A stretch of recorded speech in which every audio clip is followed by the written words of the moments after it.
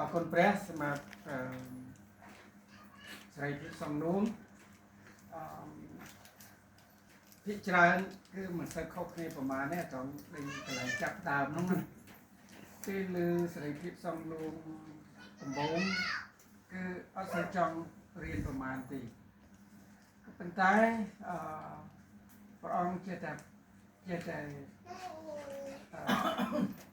เลยทักกู้ให้กู้มาลองให้มาลองเทียดมาลองให้มาลองเทียดตัวแต่ทั้งมันจองประกายเทียดนี่นั่นก็อยู่โปรให้จะเป็นอยู่โปรเรียนให้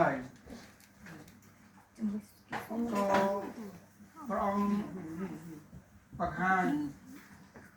เป็นเล็กยอมเรียนจมูกขยมบานเยอะมาจำนวนคือดาวดันขดเต๋อไอ้ได้ดาวมุนมุนเรียนอะไรพิสังยุงโดยจะเคยทักโคลนไออนุวัตอยู่การเลือกแต่ดาวดันขดเต๋อนะไอ้ก่อรถเมาดาวชีวิตมันติดเมาบอกแต่ดาวดันขดเต๋อวิ่งเต๋อเมาอย่างนั้นนะไอ้ก็ดันทาในโชว์ข้างหน้าได้อัดดันบาทาเกี่ยวไว้ที่ไอ้ก็ทลอบแต่ปเรียนทานเตี้ยนั่นปเรียนที่ทานเตี้ยทานเอาคำพูดโดยปรำปรายโดยปรากำลังการปรัชญาจิตไอ้คือแบบยาวแต่อ๋อเป็นใจเป็นแต่เรียนเสร็จที่สองนู้นก็บันโยชบาทายืนตัวมันอาจยังโชว์ตุกนาเจิงปีบานเตียตีมีมุดทรอบโชว์เจิงปีมาค้างจวนดาวเป็นขอดเตยพร้อมมาค้างจวนดาวชีวิตพร้อมแต่แค่เตยแต่ทุกการสำหรับเจ็ดประบานปิดประกอบคือจิรเรือตามชีวิตหาย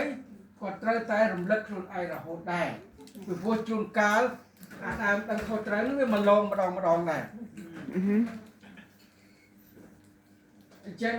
ยังเตยแต่รำลึกคนยังở bàn tiền tốt mà tha plot cho làm đang hoạt động là thôi chân nào rốt làm chỉ vật mình ni hai chị ở đây là nhau bàn chơi rơ ai bàn chơi chứ bà thì đừng bồn tăng cái riêng lớp tí mối từ cho nó tí màu này ai một tiếtคือเด็กตรงมันกาอัตโตอาจเป็นน้องขยมบานเจียแบบวิจารณ์ชาให้ไอ้บานเจียมนุษย์เกอัตโตอ่อยเคลียบ้านขยมบานโยกับเตียฮอถ้าบ่อัดเงินลอยพ้องพวกไม่มึงเอาเกบ้านบ่ยังอัดเงินลอยยังจังเอาเลยเกปัจจัยยังอัดเงินลอยแต่ยังเอาเกบ้านสำคัญคือยังเราจะดังทางយើងបានទទួលការអត់ទោសពីព្រះនោះ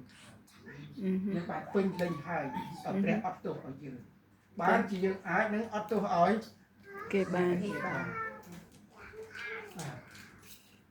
អរគុណព្រះអង្គ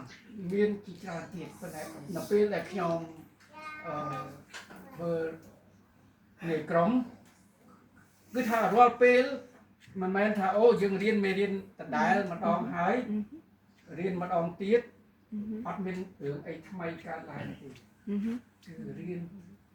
ពេលយើងរៀនយើងបានមកកម្រិតប៉ុន្តែយើងទៅជានាយក្រុមយើងក៏ឡើងមកកម្រិតហើយព្រះអង្គចេះតែបន្ថែមឲ្យយើងរហូតបើសិនជាយើងយកចិត្តទុកដាក់ឲ្យអស់ចិត្តនៅអ្វីដែលយើងធ្វើចឹងហើយទទួលការងារហើយត្រូវតែធ្វើឲ្យអស់ចិត្តហើយព្រះអង្គជាអ្នកបន្ថែមនៅអ្វីដែលយើងខ្វះអាមែនហើយខ្ញុំនិយាយប៉ុណ្ណឹងចុះទុកឲ្យទាំងអស់គ្នាគ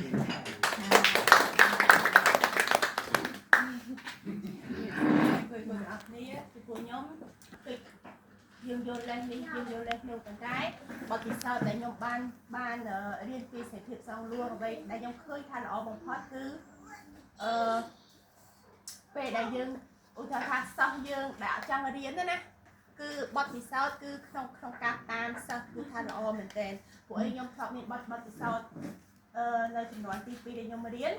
nhom miền bật thì sao to sao thì nhom trang ở riêng cứ nè phù chân đét quạt tam nhom cục phê về lìa chầm chẳng tự nhom miền đã cắtในក្នុងការរៀនសេរីភាពសងលួងដោយពេញលេងហើយពេលដែលខ្ញុំបានរៀនជាមួយកក់ផ្ទាល់ណាពេលនោះគឺខ្ញុំអត់បានរៀនជាមួយសិស្សទេពេលមេរៀនទី1ហើយទី2គឺខ្ញុំអត់បានរៀនជាមួយថ្នាក់ឯងសារតែខ្ញុំចេះតែមានបញ្ហាថាខ្ញុំរវល់បន្តិចប៉ុន្តែខ្ញុំយកអារវល់ហ្នឹងជាធំដើម្បីខ្ញុំអត់ចង់រៀនរួចអ្នកគ្រូចិនដេតគាត់អ្នកតាមខ្ញុំគាត់ថាសូម្បីតែមានពេលតែបន្តិចក៏គាត់ត្រូវឲ្យខ្ញុំរៀនដែរហើយគាត់សុខចិត្តបងរៀនខ្ញុំផ្ទាល់ហើយពេលដែលខ្ញុំបានរៀនជាមួយគាត់ផ្ទាល់ពីវីដេអូដើមដឹងខុសត្រូវណាគឺខ្ញុំមានអារម្មណ៍ថាគឺខ្ញុំភ្ញាក់ខ្លួនឯងមែនតើអ្វីដែលខ្ញុំចង់កិច្ចប៉ុន្តែព្រះអង្គឲ្យខ្ញុំចូលមករៀនដើមដឹងខុសត្រូវហ្នឹងគឺដើម្បីឲ្យដឹងថាជីវិតខ្ញុំរាល់ថ្ងៃគឺខ្ញុំធ្វើតាមដើមដឹងខុសត្រូវទាំងអស់មិនថាអានចាំទូព្រះអង្គគឺខ្ញុំអានដោយកម្លាំងខ្លួនឯងគឺខ្ញុំត្រូវតែដាក់កម្រិតខ្លួនឯងថាក្នុងមួយថ្ងៃខ្ញុំត្រូវតែអានកាពីយ៉ាងហោចណាស់ក៏ត្រូវតែបានមួយចំពោះដែរដើម្បីឲ្យព្រះអង្គសពហត្ថីព្រោះក្នុងនាមយើងជាកូនព្រះអង្គយើងត្រូវតែអានកាពីមិនមែនមានន័យថាយើងក្នុងនាមជាកូនព្រះអង្គយើងត្រូវតែអានកាពីដើម្បីស្គាល់ព្រះអង្គឯណាគឺដើម្បីឲ្យព្រះអង្គសពហត្ថីយើងដើម្បីឲ្យយើងមានឈ្មោះនៅក្នុងបញ្ជីជីវិតព្រោះអីពេលដែលខ្ញុំគិតថាពេលណាដែលយើងអានកាពីនឹងមានឈ្មោះនៅក្នុងបញ្ជីជីវិតព្រះអង្គពេលដែលព្រះអង្គបើកមកថាពេលដែលខ្ញុំសម័យថាពេលដែលខ្ញុំស្លាប់ទៅគឺព្រះអង្គបើកសភៅបញ្ជីជីវិតមកគឺមានឈ្មោះខ្ញុំថាអូសេណែតបានអានកាពីរាល់ថ្ងៃគឺខ្ញុំធ្វើអញ្ចឹងប៉ុន្តែដល់ទៅពេលខ្ញុំបានរៀនតែពីសំលួងកន្លែងហ្នឹងបានខ្ញុំមានអារម្មណ៍ថាខ្ញុំអរគុណព្រះអង្គមែនតើដែលព្រះអង្គដោះឲ្យខ្ញុំមករួចពីការហ្នឹងកុំអីគឺខ្ញុំនៅតែដល់ខុសត្រូវគឺខ្ញុំធ្វើដើម្បីកំអានខ្លួនឯងទាំងអស់ហើយធ្វើអ្វីគ្រប់យ៉ាងគឺដើម្បីព្រះអង្គប្រទានពរហើយនឹងឲ្យព្រះអង្គសពហត្ថីខ្ញុំអត់បានធ្វើដើម្បីស្គាល់ព្រះអង្គដើម្បីស្រឡាញ់ព្រះអង្គឲ្យមានភាពសិក្សាជាមួយព្រះអង្គទេដល់តែពេលខ្ញុំបានរៀនពីដើមនឹងខុសត្រូវនឹងហើយពេលខ្ញុំនិយាយជាមួយគាត់ចប់បានប្រែខ្ញុំក៏សួរខ្ញុំថាមិនដែរពេលនោះក៏អត់បានរៀនទេណាព្រោះគាត់ត្រូវរៀនថ្ងៃដូចថ្ងៃផ្សេងទៀតចឹងប៉ុន្តែខ្ញុំរៀនមុនគាត់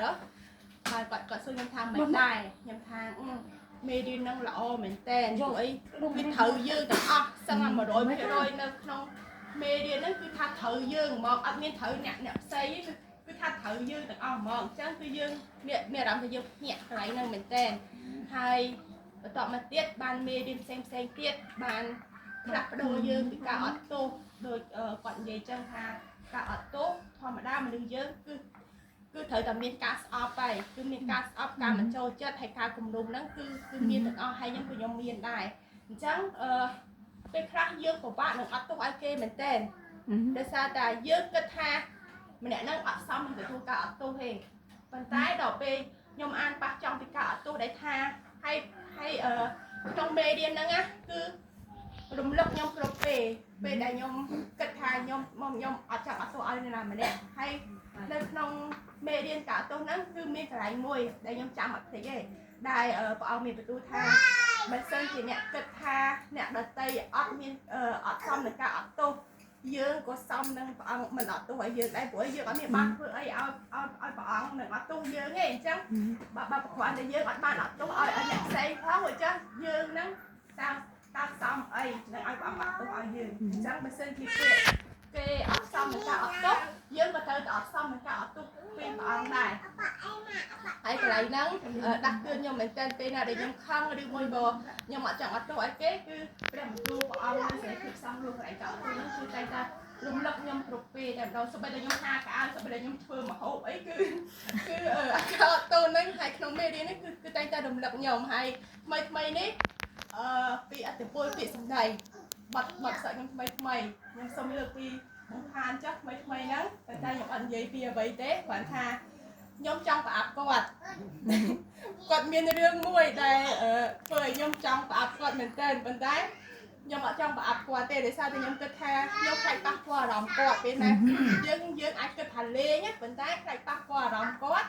ខ្លាចគិតថាអធិពលពាក្យសម្ដីយើងធម្មតាយើងគិតថាលេងប៉ុន្តែពេលខ្លះវាប៉ះពាល់អារម្មណ៍ទៅពេលអញ្ចឹងមុ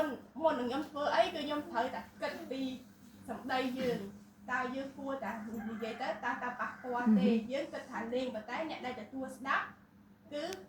អត់នេះទេអត់មានថាទទួលទៅដូចគាត់ថាគាត់និយាយលេងតែតែពិតអាសម្ដីលេងផងយើងហ្នឹងវាចាក់ដកបេះដូងយើងវាឈឺហើយយើងចងចាំពេល7 ឆ្នាំមុនអញ្ចឹងខ្ញុំក៏និយាយពីគាត់តែកាលហ្នឹងក៏យើងនិយាយរឿងហ្នឹងទៀតនិយាយពីរឿងថាគាត់និយាយហើយហើយប៉ុន្តែខ្ញុំអ្នកចាំមក7 ឆ្នាំហើយទៅហើយគាត់និយាយថាចេះអ្នកខ្ញុំគ្រាន់តែនិយាយលេងសោះហើយអ្នកឯងនៅតែចាំទៀតតែខ្ញុំនិយាយប្រាប់គាត់ថាអ្នកដែលនិយាយគឺនិយាយឲ្យភ្លេចចៃប៉ុន្តែអ្នកដែលទទួលគឺយើងចាំអស់មួយជីវិតផងយើងអញ្ចឹងគឺវានៅតែចងចាំយើងចាំថាអតិពលនៃពាក្យសម្ដីគឺមានអំណាចមែនទែនហើយបទពិសោធន៍នៅក្នុងការរៀនខ្ញុំមានអារម្មណ៍ថាខ្ញុំត្រូវតែផ្លាស់ប្ដូរពីអតិពលពាក្យសម្ដីដែលយើងនិយាយមុននឹងយើងនិយាយអីយើងត្រូវតែពិចារណាសិនថាពាក្យសម្ដីហ្នឹងស្លាប់ឬមួយក៏រស់តែយើងនិយាយជាមួយនឹងគេហើយនឹងមានជាច្រើនទៀតប៉ុន្តែអូកុំឲ្យអស់មកអរគុណបង